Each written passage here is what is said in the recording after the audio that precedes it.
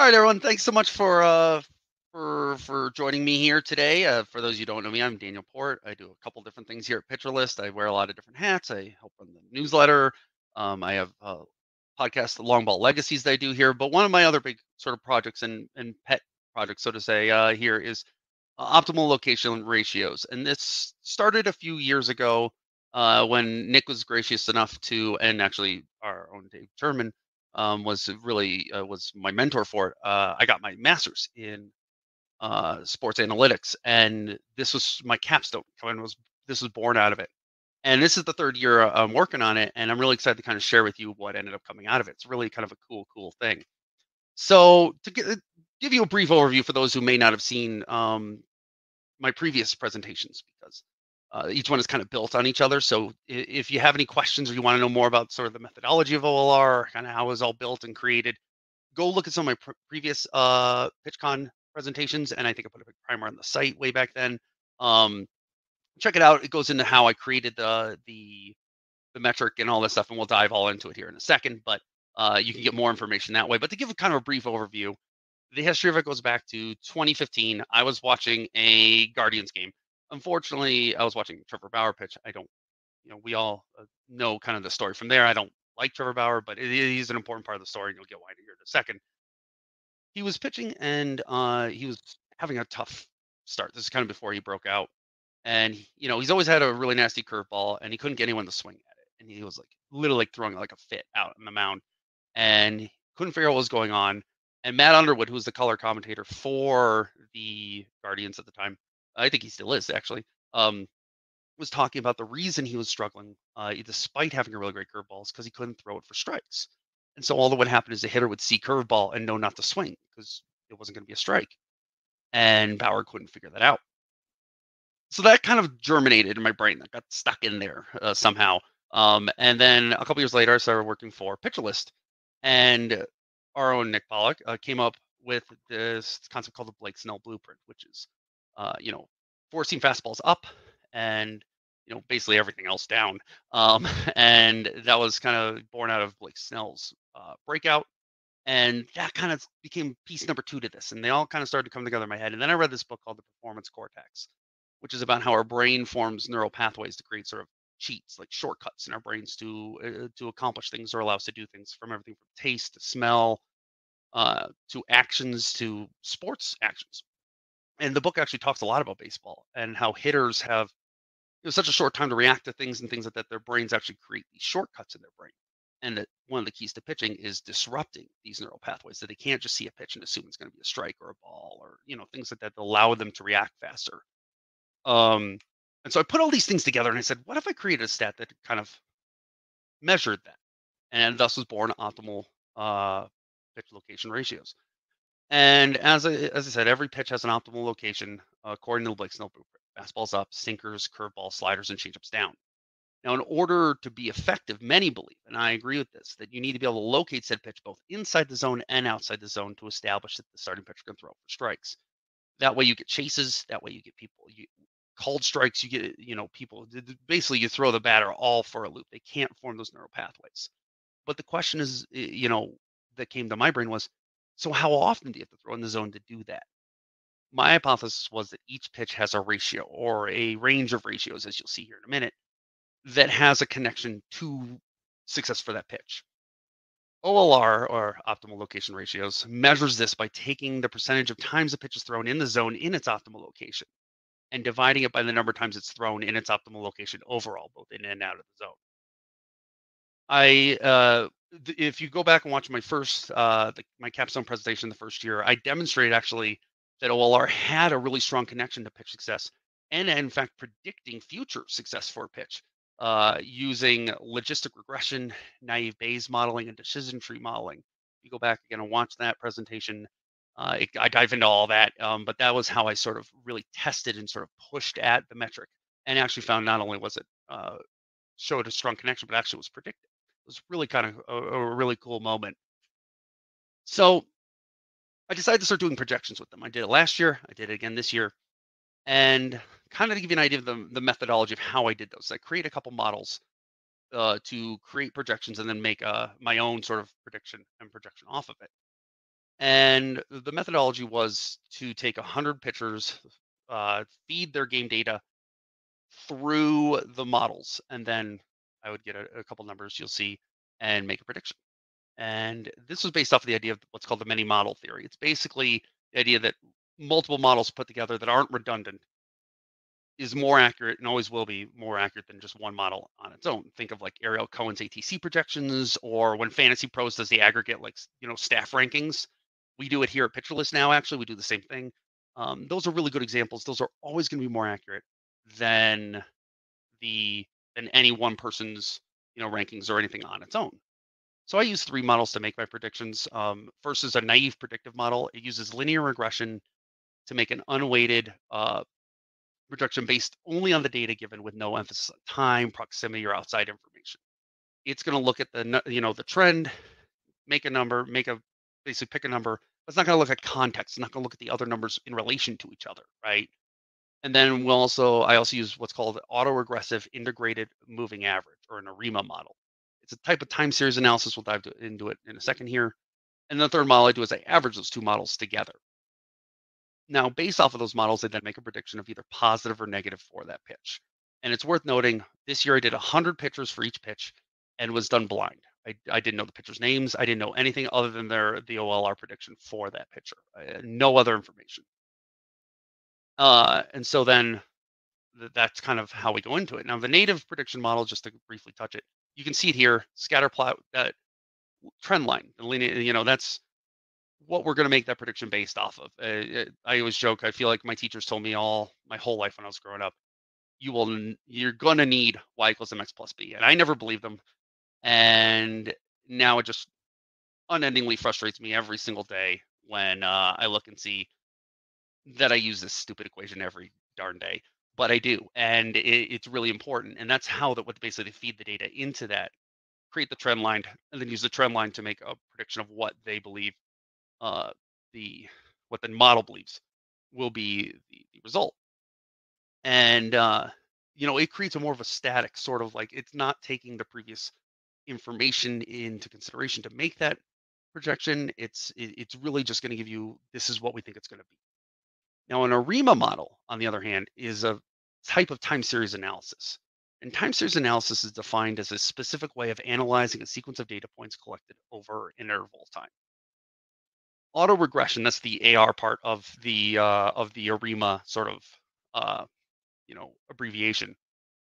Auto regression is a time series model technique that uses observations from previous time steps, often called lag steps. That's the term they use, as input to predict the value of the next step. So it's going to take, when it goes to predict the next step, it's going to look at all the data that came before it.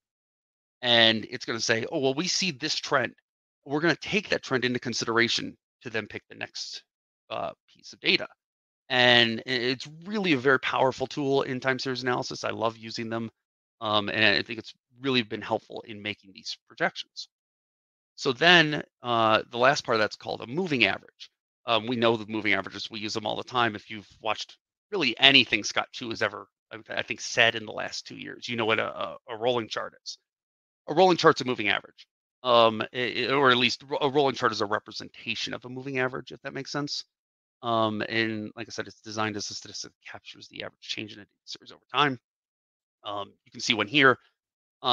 This is how Dean Kramer's OLR, I think it's from 2 years ago, changed over time as an aggregate number.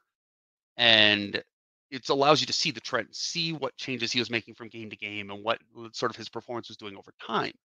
And the ARIMA model is going to do this by taking it and looking at each piece of that data. When it goes to predict the next one, it's going to go back and look at that data and say, oh, we saw him doing this, so we think he's going to do this. It can be really, really powerful for figuring out what direction data is moving.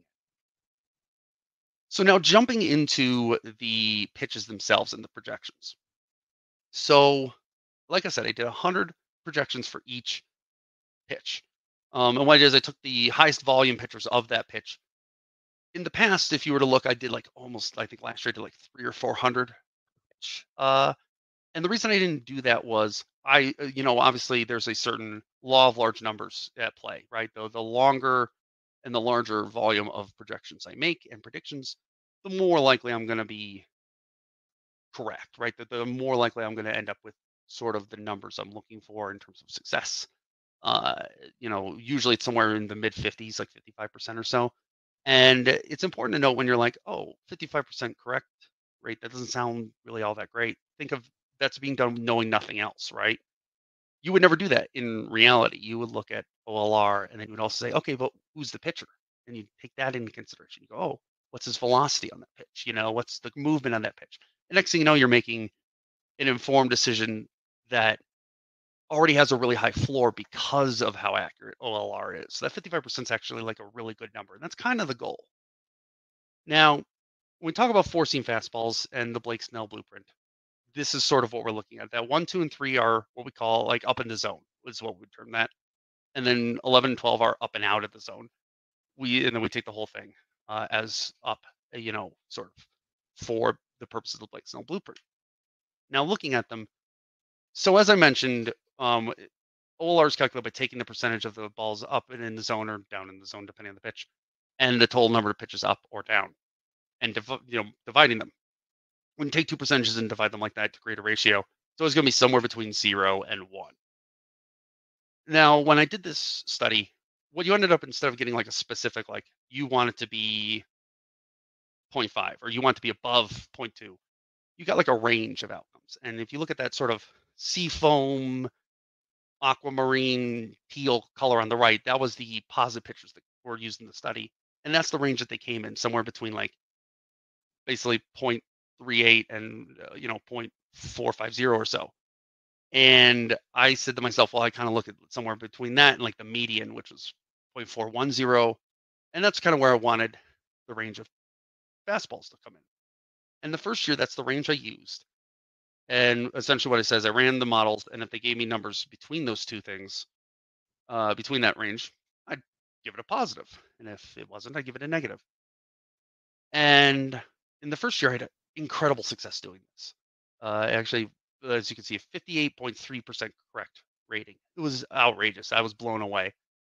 And then I went to do it again this year, and it was a total 180, 49.4%. And one thing I want to talk about with data is that, and something I love about this, is that part of the process with using this to make projections and predictions is that I'm making the decision. I think sometimes with, especially the analytics and with data, people think you get this like magic, this magic model. You just plug the numbers in, the model then says, do this. That's never really the case. Really what the model does is gives you the most information it can for you to make that decision, for you to figure out what the best thing to do. And so there's a little bit of user error plugged in there. And one of the things that's really fun about doing this, even when you don't do as well as you did the year before, or you aren't as right as you were in previous years, is that you learn something, right? You learn something about not just the data and about the models, but about pitching and about the kind of the environment in the world and what trends were going on that year and all of that stuff. And one of the things you'll notice is a couple of these pitches I did way worse on the projections on. I learned a lot. I learned a lot. So it's one of those fun things that, like, even there's no real like failure in data. There's just data, if that makes sense. And it's kind of the fun part. So in year 2, what I learned was, as you see in that range, that 0.410 to 0.450, that upper limit, that 0.450 virtually disappeared. It didn't completely disappear, but there were people that I was getting wrong. I'd see like 0.470 and go, that's a negative. That's too much. Because you can throw it too much in the zone, right? If you threw your fastball up in the zone 90% of the time, it's going to get crushed for home runs. You've gotten too predictable just in the other direction, right? And so that's always been the assumption, is that there was an upper limit. And there really, I mean, obviously, again, it was within reason, but it wasn't that 0.450. And so one of the things that I really kind of messed up, and not even messed up, because you don't know these things until you do it, is that upper limit was gone. And I tried to figure out why, because that's what you do, is you say, oh, why did that limit go away? And it's velocity. It really was velocity, that we are seeing pitchers pitch, harder than ever, more consistently fast, than ever before.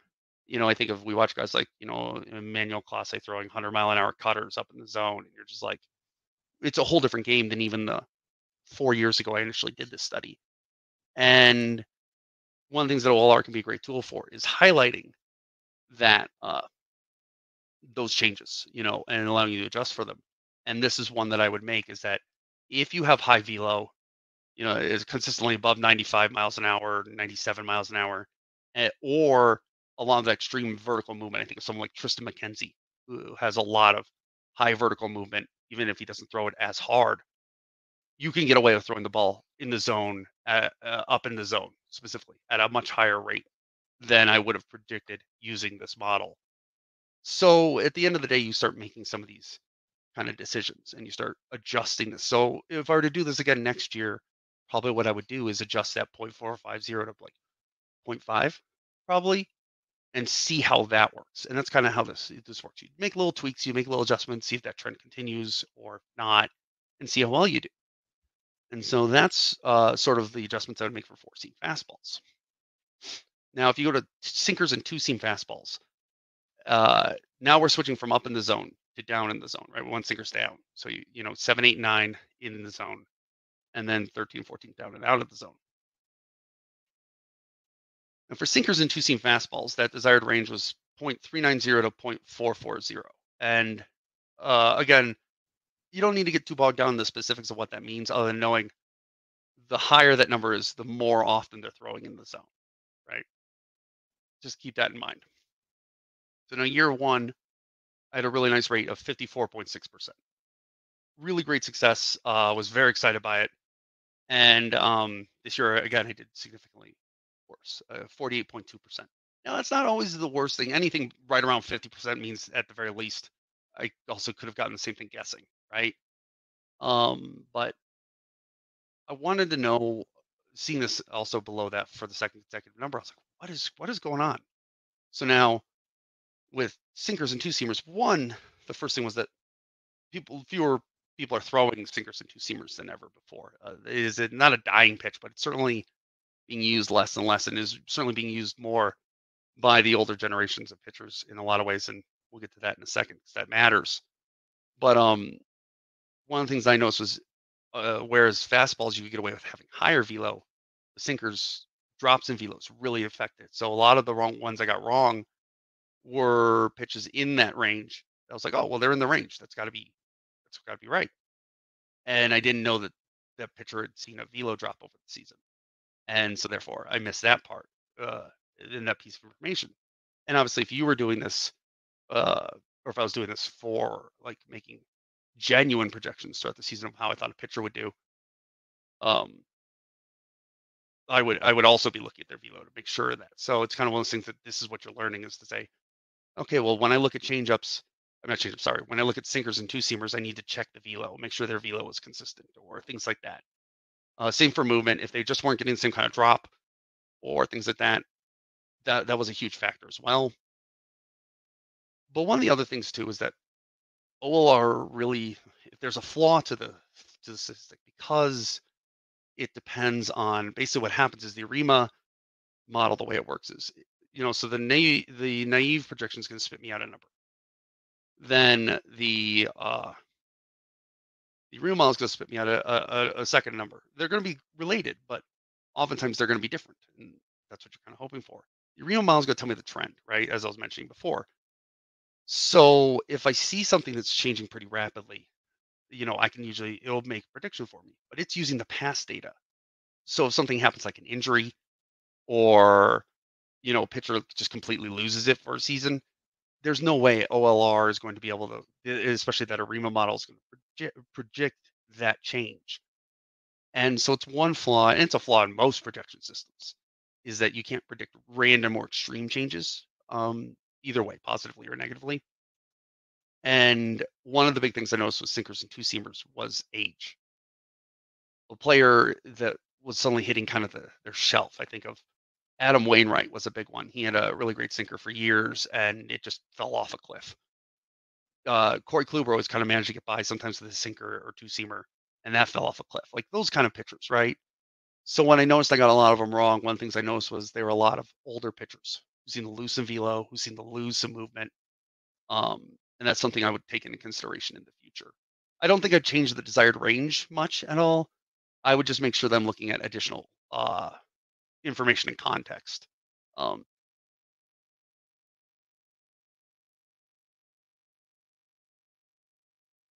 uh, to make sure that I understand what I'm looking at and what might cause those changes.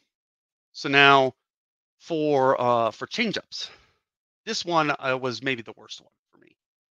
You're looking at a desired range of 0.280 to 0.350. So this is a year one success rate of roughly 52% was what I did last year, and then this year it dropped all the way down to 43%. Now that again seems like a disaster, but you look at it and say, what did we learn? Because that's the important part. And the important part that we learned here was a couple things. First, again, just like sinkers and two seamers, velo drops and movement uh, changes were a huge, huge factor. And that's really something we have to look for. But and they had also that same about half a mile an hour or so. But what I really looked at, because sometimes I look at some of the changes I got wrong, because I get them wrong in that same sort of sequence, and I go, what am I missing? What's going on? And I started diving into it.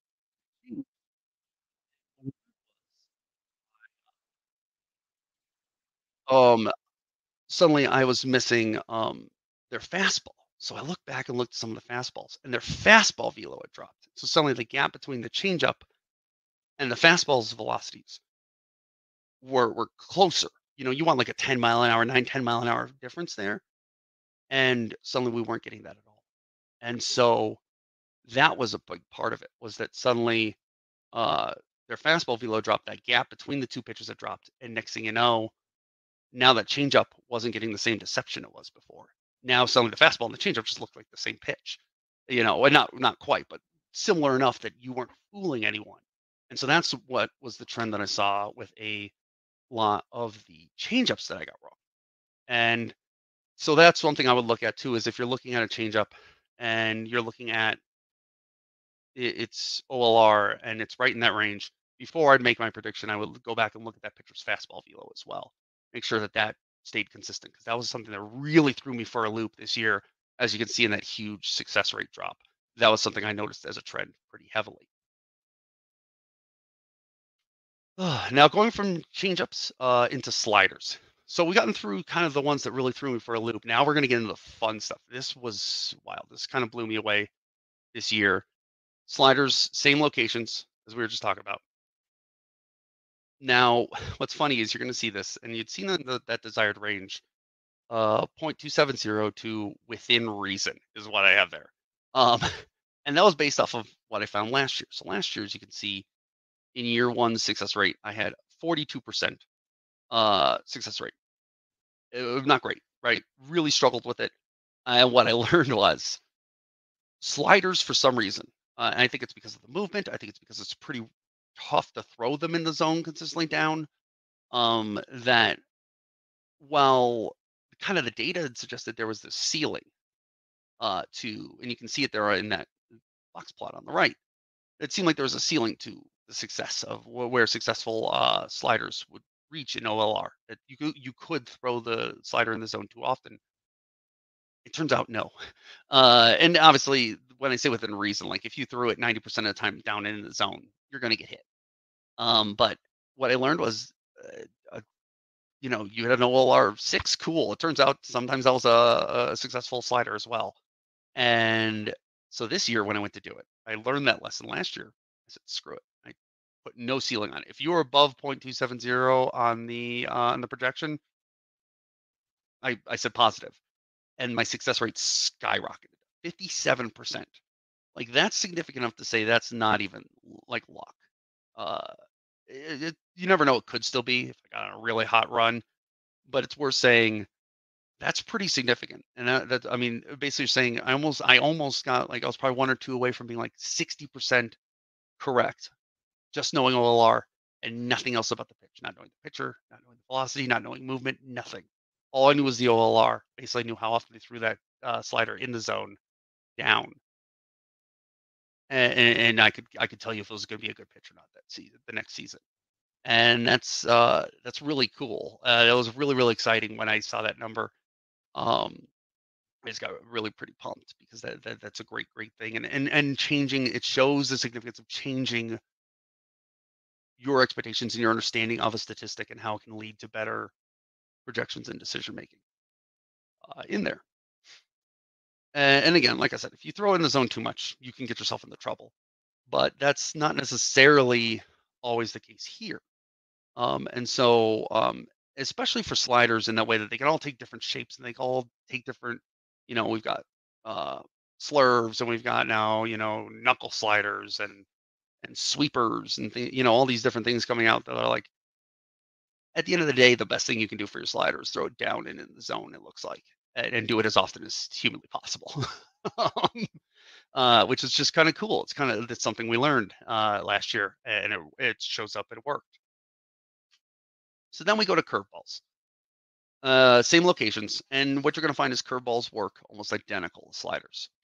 And so last year, I'd had some trouble in the initial study getting curveballs to work. Just not enough people throw curveballs anymore. And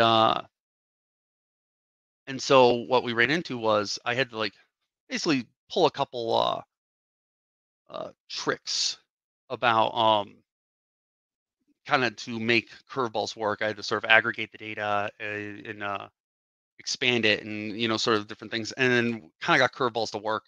And this was the range that I found it in. It's 270 to 380 range. And last year I did it for the first time, and it was 51.7%. And that was pretty exciting just to even get that kind of off the bat because, like I said, curveballs was a little newer into this process. This year went to do the same thing and got 54.3%, which is pretty significant. Again, we're getting right close to that 55% range. And what I noticed was, despite what the box shows, again, you kind of see because the way box and whisker plots work is most of the data, I think it's two standard deviations in there, is in the box, and then there's the whiskers, the lines coming up that basically contain the rest of the data, and then the outliers. As you can see, the whiskers and the outliers extend pretty far up. And what I've learned is that curveballs kind of work the same way. Throw them as much as you can, throw them down in the zone, and you'll find success. And I think next year when I do this, I'm gonna look. I looked at again what I got wrong. I looked at where I kind of tripped up and what kind of trends I saw. I think next year I'd really just get rid of I pushed the upper limit this time because I had a suspicion this would be the case. Next year, I think I'm going to get rid of the limit like I did sliders because I think uh, we would find a lot of success doing that. So, I mean, again, if nothing else, we've learned pretty significant stuff about how often you can throw those pitches down in the zone. We learned some significant things about the relationship between changeups and fastballs, and how that predicts even to location. So already we're learning a lot um, about how these pitches work in locations in their optimal locations, right? So now one of the problems with OLR, because we've looked at the projections, kind of how they went for me this season, and we learned a lot of really exciting stuff. But one of the things that I find troubling about OLR and how to implement it is that it's not exactly something you can use, right? Like you, the user, if you wanted to try and use OLR, I could. It's pretty easy to calculate. It's pretty easy to you can get all the data. I got all off of Baseball Savant. You can get all the data pretty easily. I could easily share you the models, right? I could probably build. One of my goals is to build eventually a little sheet where you could plug all the data in, and it would run the models for you, right? I could do that, but you don't know the range. You don't have that all memorized, right? You don't have all those things. I don't. I had to go remember them from last year and all that stuff, right? I had to write it down and have it next to me. So I thought to myself, how can I make this more accessible to you, where you could walk into the page, see these numbers, and know what they mean? And so I tried a lot of different things. I tried I tried creating a Z-score that was kind of like an amalgamation of different things, like based on, with the naive, the ARIMA, and the average. I tried playing around with, normalizing it and essentially creating like a WRC plus type thing where I was like on a scale 0 to 100 to 200, or whatever. I thought of all these different things, and one of the hard parts is that because it's not 100%, because it falls within this range, it's hard to be too specific and getting too complicated. It's a binary classification. It's all these different things. So I thought to myself, keep it simple, right? Keep it simple, stupid, as always. And so I came up with this idea of a two value classification system. And essentially, what it is two values, both are either a plus or a minus. And for the first value, um, oh, sorry, um, for uh, for the first value, plus sign means that it is within that range, right? You don't need to know it. I know the range. I'll tell you if it's within the range. And then what the minus sign means is that the median, what the second symbol is going to tell you whether the ARIMA model is telling you if it's moving towards the median of the desired range or away from the median of the desired range. Because obviously the median is going to be in the middle of that desired range, which means you're more likely, there's more safety in that direction that's heading in. And so, like, if you look here, we're looking at Johan Oviedo, and here in his score, we're seeing, we got the naive model, and this is kind of what this is to give you an idea what I look at. I just move the Excel sheet over that I'm doing it in, so you don't see the name. It's a super complicated, very technical way of doing it. But the naive model told me that Johan Oviedo's 2023, because I did this for 2023, the 2023 OLR by the end of the year would be 0.356. And the ARIMA model said, no, we think based on the trends of the data, it's going to be 0.382. And what, at the end of the day, I think I said this before, but you don't get too bogged down in the ARIMA model, right? I mean, what the number it spits out. Know the trend. What it's telling you is, well, the naive model is saying this is the number. The ARIMA model is saying he's trending upwards, and then you get the average of the two, which kind of reins you back in and says it's somewhere between this, right? It's not, if you go straight to the ARIMA model, you're shooting a little high or a little low, depending which way it's moving. It's just giving you an indication of what direction the data is moving in. And then you get to the classification. And this is where I'm hoping this will kind of shine a little more, is that the classification will then tell you, okay, so that 0.356, that's, and more specifically, that 0.369 is in the desired range. This is a slider.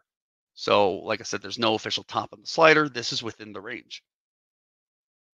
Then the ARIMA model. So the median of this, I believe, is like 0.32 or something like that, 0.31. But the ARIMA model is moving away from that median, right? It's running into more risk. And so then the minus sign tells you that. And so hopefully what it would be this thing where you could pull up the player, maybe on, Nick was talking about putting on player pages or things like that maybe someday, which is like my dream. I would die. That would be amazing. That you could see something like maybe you could easily see it set up like this, where you could sit in, you see these numbers, and that's nice. But you can also just look and see the plus and the minus and go, okay, it's where it needs to be, but is moving into riskier territory. Oh, done. Plus minus, done. And you'd have 4 designations you'd have to know as the reader. Plus plus means it's within the range and moving towards the median. Plus minus means it's within the range, moving away from the median. Minus minus would mean it's outside of the range and moving away from the median of that range, which is, bad news bears all around. Or you would have, minus plus, which means, yeah, it's outside the range, but it's moving towards the median.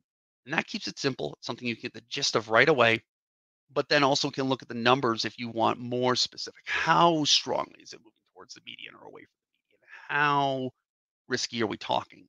That kind of thing. Um, you can then go for the context if you want, but also this classification just tell you what you need to know right away. And what I noticed when I did this was that the classifications pretty strongly followed my predictions and their accuracy. So I'm hoping that this feels a little more approachable for folks. Let me know in the comments if that's not the case. Um, because that's kind of, I think, really the first step I've been thinking about to try and, like I said, make this a little something that people could just kind of walk in, see on a page. In my perfect world, I think also in my head it would be like Johan Oviedo, SL, and then like a superscript or a subscript plus or so, right? Like near his name. That was sort of where I germinated in my head. And if you're wondering why the classification has to have it in quotations, it's simply because Google Sheets gets very confused. If you put pluses and minuses into their sheets, they think you're making equations. So you put quotations around it to make sure that it doesn't do that. um, that sometimes they make it harder than it needs to be. But that is kind of what I was thinking about to try and make things more approachable, uh, more easy for you to use. So now to conclude, I'm sorry, I feel like I've talked like a mile a minute, um, and really just kind of flown through everything. So hopefully this leaves some time for questions. If you have any other questions or if you're curious about something, let me know. Um, But by conclusions, knowing nothing about our pitches, except for OLR projections made by my models, I was able to for the most part, successfully replicate some form of prediction success. Not fully for some pitches, and some for more, even more so.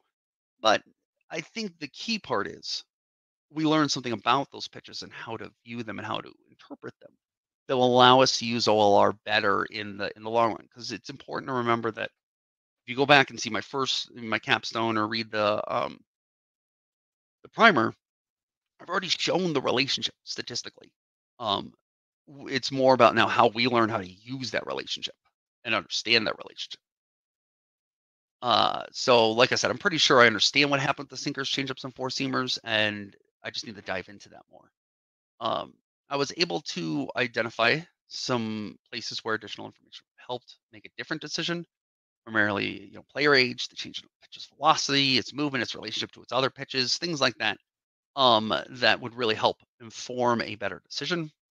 Then expertise alone would actually radically change how OLR helps make decisions simply by knowing the player's name and skill.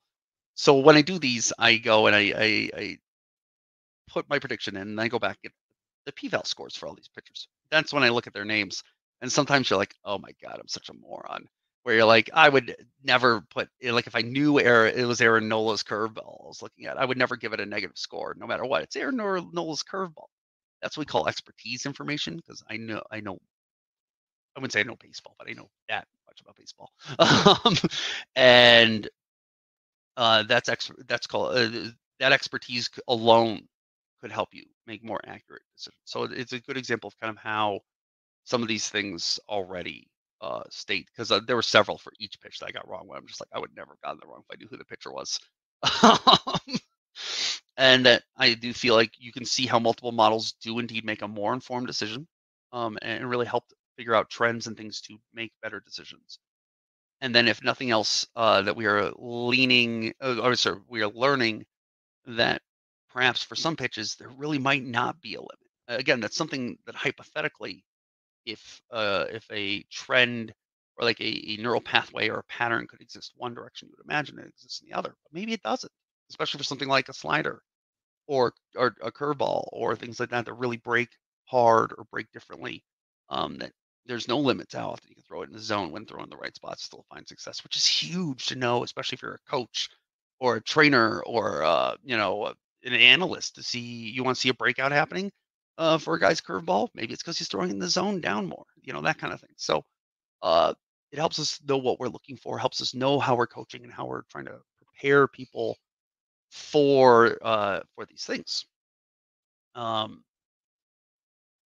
so I guess now the question is, because that is really kind of my presentation. Um, it's a question of what's next for OLR. I'm going to try really hard to put at least some form of projections out before the 2024 season starts. We'll see.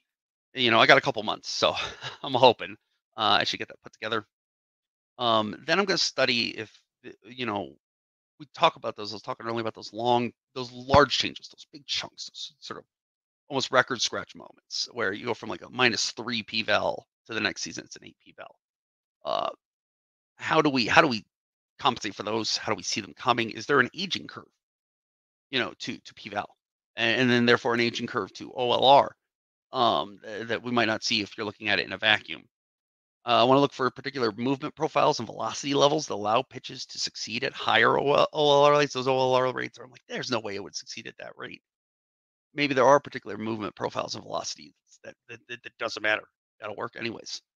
Both in terms of throwing it in the zone and throwing it out of the zone. I think there's some guys, Shane Bieber used to succeed for years with like a 30 something percent zone rate on his slider because it was just impossible to read. So sometimes there are exceptions, and maybe finding where those exceptions are will allow us to make better projections and read OLR rates better.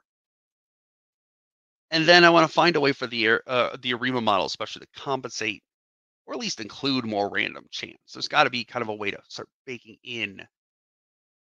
How do I pull it back in case of injury, or how do I interpret an injury or age or things like that?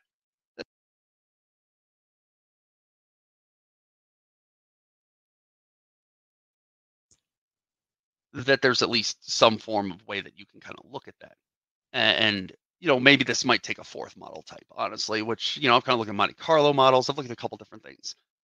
Maybe that's really what we need is a fourth model type here. And then lastly, keep improving on the presentation interpretation of OLRs so it's easier to read, and easier for you to use. I'm going to see how this classification sort of thing works and see how if people like it or if that makes sense to them. And then keep improving and building on it so it can be something you can use to help either interpret things or maybe make fantasy decisions or help coach or things like that. So that's one of the next big steps for me. It's kind of baby steps and seeing what works and what doesn't. So that's my presentation. I guess um, I'm looking over here. I see the comment section, but I don't necessarily see if anyone has made any comments. I don't if anyone's got any questions or anything going on that they would like to ask. Now's the time. Hit me up. What's got you, thinking about with this?